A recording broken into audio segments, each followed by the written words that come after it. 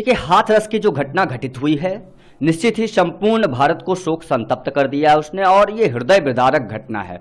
अब चूंकि ऐसे भगोड़े बाबा जिनकी वजह से यह घटना घटित हुई, वह स्वयं को कह रहे हैं कि भगवान मुझे संबल प्राप्त करवाए जिससे मैं यह दुख सहन कर सकूं।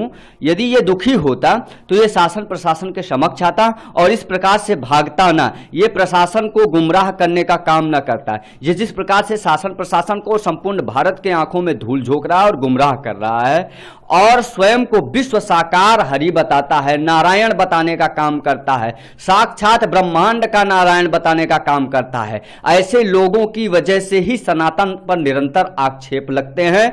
और मैं प्रशासन से, उत्तर प्रदेश सरकार के प्रशासन से, उत्तर प्रदेश के माननीय मुख्यमंत्री श्री आदित्यनाथ योगी जी महाराज जी से निवेदन करता हूं कि ऐसे बाबा जिनका नाम सूरजपाल जाटव होता है और जो पैंट शर्ट पहनते हैं, सूट बूट जूता पहनते हैं और जूता पहनकर समाज में अपने आप को बाबा प्रस्तुत कराते हैं, ऐसे जितने भी बाबा हैं उनको चिन्हित करके गिरफ्तार किया जाए और सूरजपाल जाटव के साथ सख्त से सख्त कानूनी कार्यवाही की जानी चाहिए, क्योंकि लगभग 200 लोगों का यह निर्ममता पूर्वक हत्यारा है। इसके ऊपर 302 के तहत मुकदमे पंजीकृत किए जाने चाहिए।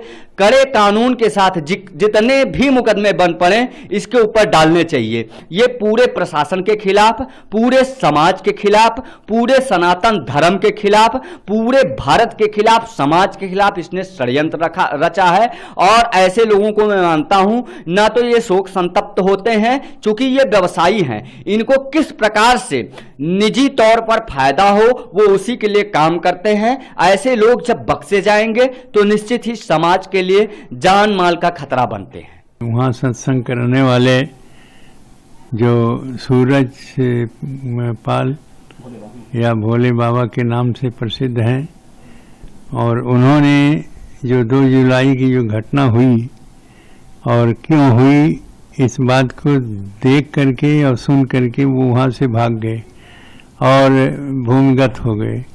अब इसके बाद इतने दिनों के बाद ये कह रहे हैं कि उस घटना से हम दुखी हैं अपने वकील के माध्यम से, और ये सारी व्यवस्थाएं बता रहे हैं। यह बिल्कुल गलत है। सारी जिम्मेदारी जो भी कथा कहते हैं और जो उसमें घटना होती है वो उन्हीं की जिम्मेदारी है। उनको स्पष्ट रूप से जाकर के और सरकार के सामने इस बात को कहना चाहिए और जो अपना अपराध है उस अपराध को स्वीकार करें। और ये निश्चित है जांच हुई है, जांच में अपराधी माने गए हैं, इसलिए उनको जेल होना चाहिए, वो बंद होंगे। और सत्संग में जो घटना हुई और जिस प्रकार से भगदड़ मची, इसके कारण की जांच हो रही है और जांच सामने आने पर वो निश्चित है दोषी वही भोले बाबा जो है के नाम से जाने जाते हैं वह पकड़े जाएंगे। और उनकी जो इतने दिन छिप करके और इसको अब बोल रहे हैं वकील के माध्यम से, तो वो गलती है। उनकी गलती को क्षमा नहीं किया जा सकता। इतनी लोगों की जान गई है, इतने लोगों को जो परेशानियां हुई हैं और बहुत से ऐसे लोग हैं जो घायल होकर के अभी पड़े हैं, उनसे पूछताछ हो रही कि आखिर ये घटना क्यों हुई, ऐसा कारण क्या था। ये सारी बातों को जानकारी हो गई है। अब वो भाग करके और छिप करके नहीं जा सकते, और जो छिप करके बैठे हैं उनको सामने आए और सामने आने के बाद अपनी जो उनकी अपराध है, जो गलतियां हैं उसे स्वीकार करें और जिसके आधार पर कार्यवाही उस पर सरकार करे। ये जो हुई है बहुत दर्दनाक, बहुत दुखी है। बहुत तमाम हमारे देशवासी इस घटना से कितने कष्ट में है, कितने दुख में है। हृदय विदारक घटनाएं रही।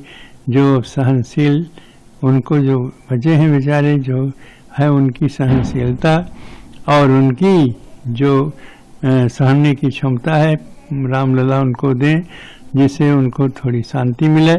और यह घटना ही है बहुत ही दुखद है।